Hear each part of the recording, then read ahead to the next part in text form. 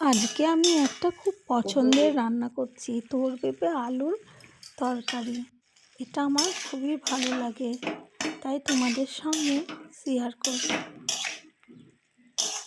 আশা করছি তোমাদেরও এই রেসিপিটা ভালো লাগবে। তোমরা তো বাড়িতে বানাও, কিন্তু আমার মতো করে দেখো, তোমাদেরও ভালো লাগবে। তরকারিটা একটা বাটিতে নামিয়ে রেখে কড়াইয়ে তেল দাও।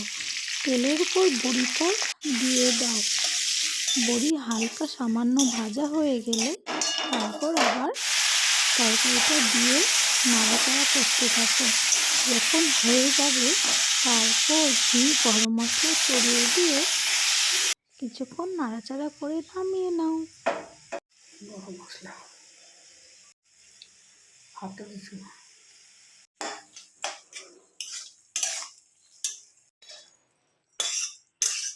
আমরা এইভাবে বানাই, তোমরা কিভাবে বানাও সেটা কমেন্ট করো।